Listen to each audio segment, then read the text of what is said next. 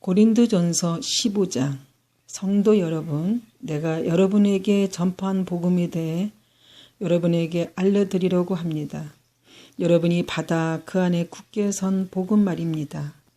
내가 여러분에게 전파한 말씀을 굳게 붙들고 헛되이 믿지 않으면 여러분 이 복음으로 구원을 얻습니다. 내가 받은 가장 중요한 것을 여러분에게 전해 주었습니다. 그리스도께서 성경에 기록된 대로 우리의 죄를 위해 죽으신 것과 장사 지낸 바 되었다가 성경에 기록된 대로 3일 만에 다시 살아나셨다는 것과 그리고 베드로에게 나타내시고 그 후에 12 제자에게 나타나시고 그 후에 한 번에 500명이 넘는 사람들에게도 나타나셨다는 사실입니다. 그 사람들 중에는 이미 죽은 사람들도 있지만 대부분은 아직도 살아 있습니다. 그 후에 야고보에게 그 다음에 모든 사도들에게 나타나시고 맨 마지막으로 조사나와 같은 나에게도 나타나셨습니다. 나는 모든 사도들 중에서 가장 작은 사람입니다. 나는 과거에 하나님의 교회를 필박했던 사람이기 때문에 사도라고 불릴 자격이 없습니다. 그러나 지금야 나는 하나님의 은혜로 된 것이므로 내게 베푸신 그분의 은혜가 헛되지 않습니다. 나는 다른 사도들보다 더 열심히 일하였습니다. 그러나 그 일은 내가 한 것이 아니라 나와 함께 하시는 하나님의 은혜로 한 것이었습니다. 내가 되었든지 아니면 그 사람들이 되었든지 간에 우리가 전파한 복음은 이런 내용이고 여러분 이것을 믿었습니다. 그리스도께서 죽은 자들 가운데서 다시 살아나셨다고 우리가 전파하는데 여러분 중에서 죽은 자들의 부활이 없다고 말하는 사람이 있는 것은 어찌된 일입니까? 죽은 자들의 부활이 없다면 그리스도께서도 다시 살아나지 못하셨을 것입니다. 그리고 그리스도께서 다시 살아나지 못하셨다면 우리가 전파한 복음도 헛되며 여러분의 믿음도 헛될 것입니다. 그뿐만이 아닙니다. 우리는 하나님께서 그리스도를 다시 살리셨다고 그분에 대해 증언했으니 하나님에 대해 거짓 증언한 사람들로 판명될 것입니다. 죽은 자들이 다시 살아나지 못한다면 하나님께서 그리스도를 다시 살리지 않았을 것입니다. 참으로 죽은 자들이 다시 살아나는 일이 없다면 그리스도께서도 다시 살아나지 못했을 것입니다. 그리고 그리스도께서 살아나지 않으셨다면 믿음은 공한 것이 될 뿐더러 여러분은 여전히 죄 가운데 있을 것입니다. 그렇게 되면 그리스도를 믿다가 죽은 사람들도 멸망했을 것입니다. 우리가 그리스도 안에서 소망하는 것이 이 세상 삶에 그친다면 우리는 이 세상 어느 누구보다도 불쌍한 사람들일 것입니다. 그러나 이제 그리스도께서 죽은 자들 가운데서 다시 살아나 잠자는 자들의 첫 열매가 되셨습니다. 죽음이 한 사람을 통해 온 것처럼 죽은 자들의 부활도 한 사람을 통해 옵니다. 아담 안에서 모든 사람이 죽은 것 같이 그리스도 안에서 모든 사람이 생명을 얻게 될 것입니다. 하지만 각각 차례가 있습니다. 첫 열매이신 그리스도께서 먼저요. 그 다음에는 그리스도께서 재림하실 때 그리스도에게 속한 사람들입니다.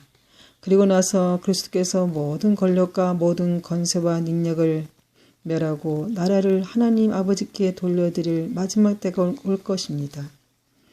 그리스도께서는 모든 원수를 자기의 발 아래 두실 때까지 당연히 왕노릇해야 합니다. 그리스도께 멸망받을 마지막 원수는 죽음입니다. 성경에 하나님께서 모든 것을 그분의 발 아래 복종시키셨다라고 기록되어 있습니다. 여기서 모든 것을 그분의 발 아래 복종시킨다고 할 때는 모든 것을 그리스도 아래 두신 하나님 자신은 그 안에 포함되지 않는다는 것이 분명합니다. 하나님께서 모든 것을 하나님인 아들 아래 복종시킬 때에는 아들 자신도 모든 것을 자기 아래 두신 아버지께 복종할 것입니다. 그리하여 하나님께서 우주의 주님으로서 만물을 지배하실 것입니다.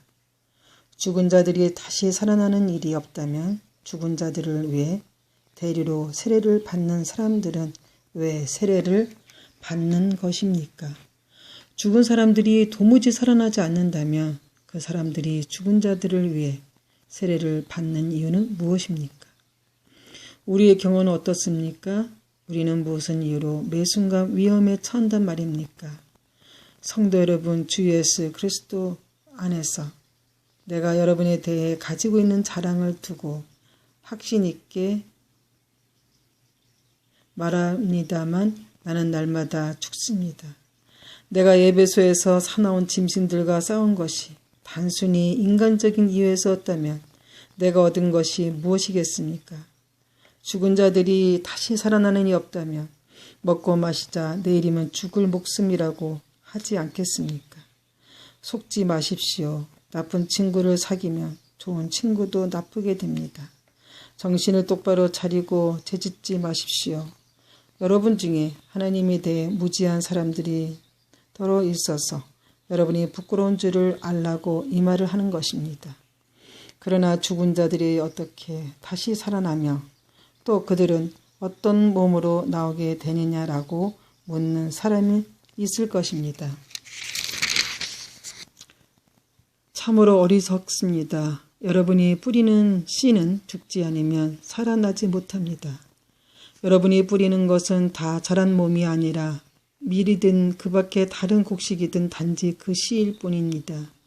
그러나 하나님께서는 그분이 계획대로 뿌린 것에 몸을 주시며 씨앗 하나하나에 각각 알맞는 몸을 주십니다. 모든 육체가 똑같지는 않습니다. 사람의 육체가 있고 동물의 육체가 있으며 새의 육체가 있고 물고기 육체가 있습니다.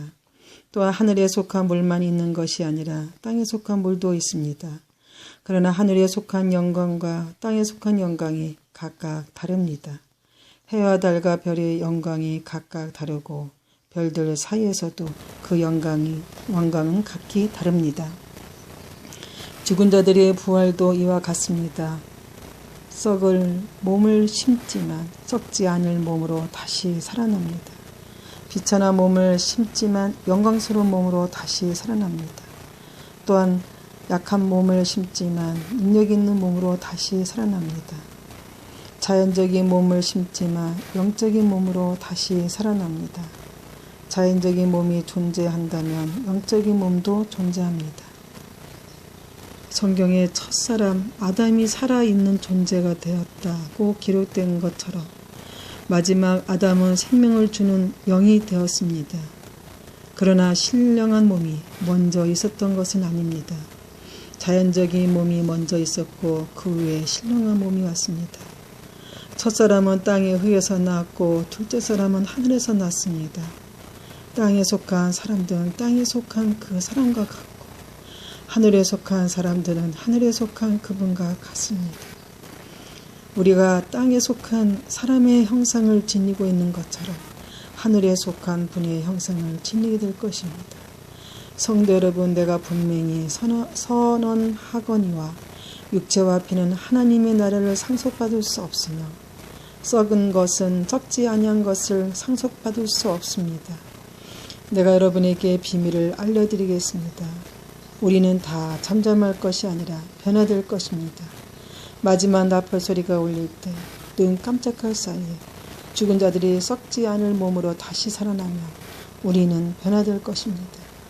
썩은 몸은 반드시 썩지 않을 몸을 입어야 하며 죽은 몸은 죽지 않을 몸을 입어야 합니다. 썩을 몸이 썩지 않은 몸을 입고 죽을 몸이 죽지 않을 몸을 입게 되면 승리가 죽음을 삼켜버렸다고 기록된 말씀이 사실로 드러나게 될 것입니다. 죽음아 너의 승리가 어디 있느냐? 죽음아 너의 찌르는 것이 어디 있느냐? 죽음이 찌르는 것은 죄이며 죄의 힘은 율법입니다. 그러나 우리 주 예수 그리스도를 통해 우리에게 승리를 주시는 하나님께 감사합니다. 그러므로 나의 사랑하는 성도 여러분, 굳게 서서 흔들리지 말고 항상 주님의 일을 위해 자신을 드리십시오. 주님을 위해 일한 여러분의 수고는 결코 헛되지 않는 것임을 기억하시기 바랍니다.